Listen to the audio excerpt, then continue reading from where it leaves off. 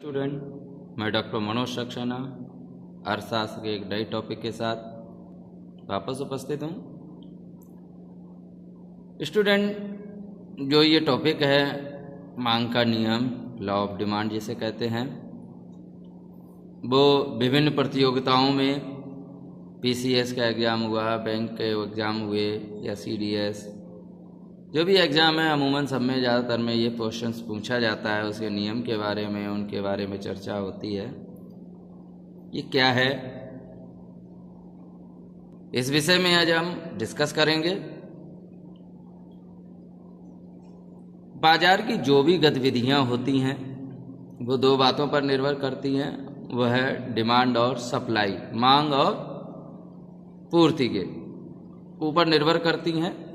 उनके कुछ नियम्स हैं, वो नियम क्या क्या हैं, उनकी कुछ शर्तें होती हैं, वो क्या क्या हैं, उनके कुछ अपवाद भी हैं, वो कौन कौन से हैं, उनके बारे में विस्तृत बात कर रहे हैं। पहली जो आधारभूत चीज़ होती है वो है मांग। उसके कुछ नियम हैं। मांग का नियम मार्शल ने बताया है, वस्तु की कीमत घटने पर मांग बढ़ती है और कीमत बढ़ने पर मांग घटती है। अमूमन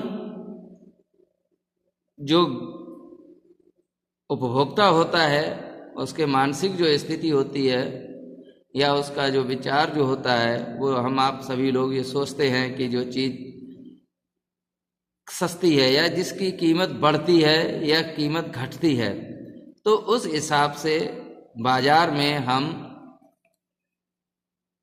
उसकी डिमांड बढ़ाते या घटाते हैं।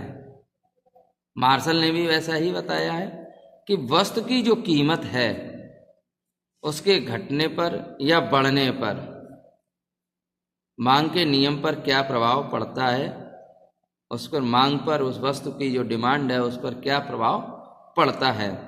जब वस्तु की कीमत घटती है तो मांग बढ़ती है, और जब कीमत घटती है तो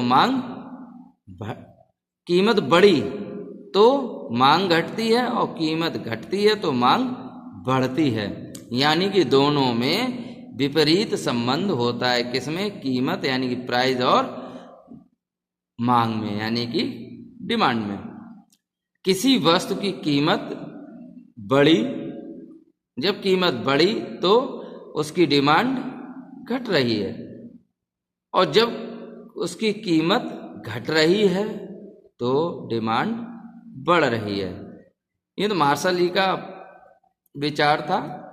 उन्होंने इसकी व्याख्या की या कहें नियम दिया मार्शल का ने, मांग का नियम, कि जब वस्तु की कीमत घटेगी तो उसकी मांग बढ़ेगी, कीमत घटेगी तो मांग बढ़ेगी। मांग और कीमत में विपरीत संबंध है। इसकी कुछ शर्तें होती हैं जब यह नियम लागू होता है। यदि ये शर्तें पूरी नहीं होंगी तो मांग का नियम है वह लागू नहीं होता है। उनमें से एक है आय में परिवर्तन नहीं होना चाहिए।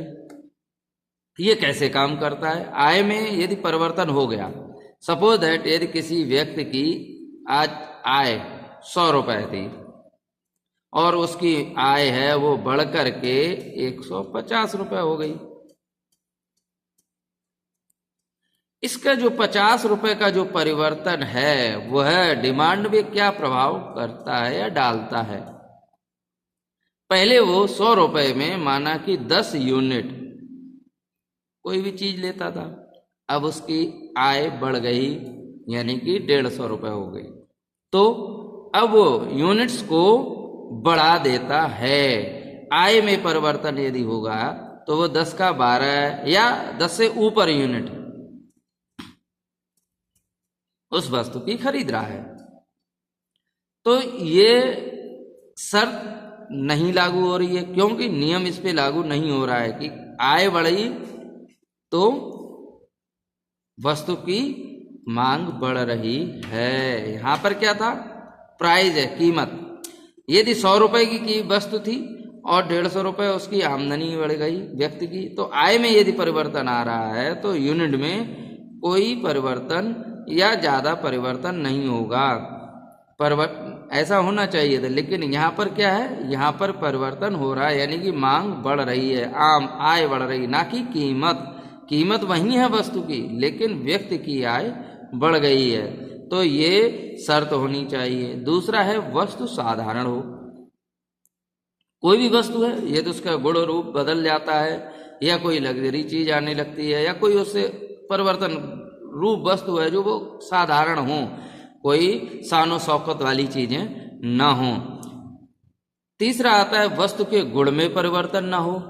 यदि कोई कंपनी है वो अपनी गुणवत्ता को अच्छा रखता है, यदि उसने अपनी जो क्वालिटी है अच्छी बनाई हुई है, अच्छी यूनिट बिक रही है उसकी, यदि उसने अपनी गुणवत्ता को कम कर दिया, अपनी क्वालिटी को, उस वस्तु की गुणवत्ता को कम कर दिया, तो उसकी जो मांग है यानी डिमांड है वह निश्चित कम हो जाती है। क्योंकि हम लोग सोचते हैं भाई अब ये चीज़ घटिया हो गई, क्वालिटी अच्छी नहीं है, इसकी गुणवत्ता अच्छी नहीं है, तो उस वस्तु की मांग या कहें उसकी मांग वो है कम हो जाती है। तो यहाँ पर क्या है, भले ही वो उस वस्तु की कीमत क्यों ना कम कर दे थोड़ा, क्योंकि उसकी गुणवत्ता में सुधार नहीं है बल्कि पतन है, तो यहाँ पर भी यह नियम लागू नहीं होगा। तो ये शर्त होनी चाहिए कि उसके गुण में भी कोई परिवर्तन ना हो।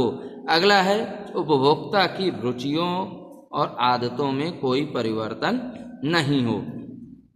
रुचि और आदत में कैसे परिवर्तन का होता है, जब ये नियम लागू नहीं होता है, तो लागू नहीं होता है से मतलब क्या है कि ये इनमें परिवर्तन नहीं हो तो नियम लागू होगा, नहीं तो नियम लागू नहीं होगा, ये शर्त है। रुचि है, आज कुछ है कल कुछ और बदल गई रुचि, आदत बदल गई, तो उससे जो चीज़ों जो भी मार्केट में डिमांड बनती है उस वस्तु की, तो वो जैसे हम एक आज ही डेट में मोबाइल की बात करते हैं, सेल फोन की बात कर रहे हैं, तो पहले क्या था, 2G फोन चलता था, फिर 3G का ज़माना आया, आज 4G है, आगे 5G का आने की संभावना है। तो क्या है, आदतें भी बदल गई हैं और रुचियां भी बदल गई हैं। तो उससे क्या हुआ, 2G वाले फ़ोन जो थे वो आज की डेट में मार्केट से गायब, कहते हैं ना, उसके उपभोक्ता बहुत कम है। अमूमन क्या है, आज 3G नहीं 4G का ज़माना है। तो कहने का है रुचि और आदतें, तो गुण परिवर्तन भी हो गया है, साधारण से चीज़ भी बदल गई है, और ये तो यहाँ पर क्या है, इस चीज़ को लागू नहीं करते हैं, या 2G को देखते हैं हम, तो यहाँ पर ये नियम की शर्त को पूरा नहीं करता है। अगला आता है, तो कहने का अर्थ है कि जो शर्तें हैं, मांग के नियम की जो शर्तें हैं, उनमें पहला था आय में परिवर्तन नहीं होना चाहिए, वस्तु साधारण होनी चाहिए, वस्तु के गुण में परिवर्तन ना हो, उपभोक्ता की रुचियों और आदतों में कोई परिवर्तन नहीं हो या ना हो, तो नियम लागू होता है। इसके आगे जो है क्या है, इसके कुछ अपवाद हैं। अपवाद क्या है कि जब ये नियम लागू नहीं होता है, यानी कि मांग का नियम घटिया वस्तुओं यानी गिफिन वस्तुओं पर लागू नहीं होता है।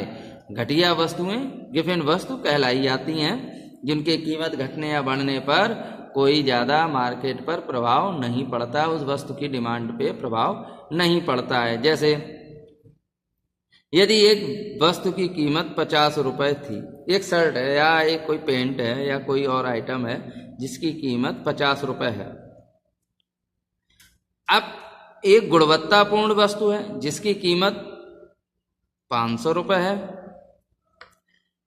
तो उसकी जो यूनिट्स बिक रही थी, माना जो भी बिक रही थी, अंदाज है एक अनुमान के, जो 50 रुपये की वस्तु थी उसकी यूनिट माना कि 60 यूनिट बिक रही थी, और जो 500 रुपये की वस्तु थी उसकी यूनिट, वही वस्तु जो कौन सी क्वालिटी वाली, एक ब्रांडेड चीज़ है और एक लोकल चीज़ जिसे हम कह देते हैं, वो 500 रुपये वाली थी, उसकी माना कि 30 यूनिट बिक रही थी।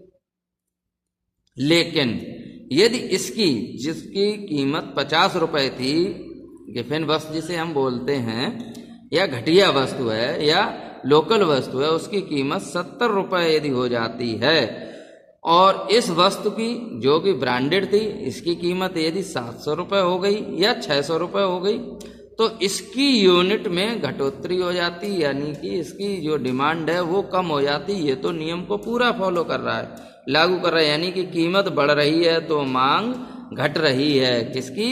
ब्रांडेड चीज की। लेकिन लोकल वस्तु की बात यदि हम करते हैं तो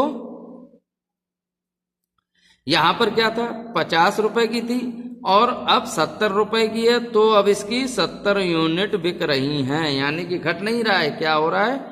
बढ़ रहा है। कीमत बढ़ने के बाद भी उपभोक्ता उनके बढ़ रहे हैं, बढ़ने की कीमत बढ़ रही है और उपभोक्ता भी बढ़ रहे हैं। तो यहाँ पर ये क्या है, ये शर्तों को पूरा नहीं करता है। आदतें हैं, रुचियां हैं, गुणधर्म है, ये चीजें इन पे लागू नहीं होता है, कर रहा है, तो यानी कि मांग का नियम लागू नहीं होगा। ये गिवन वस्तु कहलाई जाती हैं या होती हैं, उन पर ये अपवाद है, नियम लागू नहीं होगा। कौन सा? मांग का। अगला आता है युद्ध या आपातकाल की स्थिति हो। युद्ध या आपातकाल की स्थिति में क्या होता है, वस्तुओं की कीमतें कितनी भी बढ़ रही हों, आदमी जो है क्योंकि उसे भोजन है या जो भी नित्य आवश्यकता की चीजें हैं वो ना चाहते हुए पर भी उतनी कीमतों पर खरीदता है। या अफवाह फैल गई कि भाई ये चीज बाजार से गायब होने वाली है, उन पर भी ये मांग का नियम लागू नहीं होता है। उसमें क्या होता है कि आदमी अज्ञानता के कारण भी वस्तुओं का स्टॉक करने लगता है, पूर्व संभावना है, यानी कि क्या कहते हैं, अफवाह उड़ी कि भाई कुछ हालात ऐसे होने वाले हैं, कोई चीज़ मार्केट से गायब हो जाएगी या कम हो रही या शॉर्ट हो रही, तो आदमी उसके लिए अज्ञानतावश भी उसकी डिमांड बढ़ने लगती है या बढ़ जाती है, उस पर भी कीमत का प्रभाव नहीं पड़ता है, यानी कि मांग का नियम उस पर लागू नहीं होता है। बच्चों, मुझे उम्मीद है कि ये जो एक बेसिक पॉइंट था लॉ ऑफ डिमांड बहुत ही इम्पोर्टेंट है, आपको समझ में आया होगा। इसी के अगले भाग के साथ फिर आगे उपस्थित होऊंगा मैं, तब तक के लिए गुड बाय।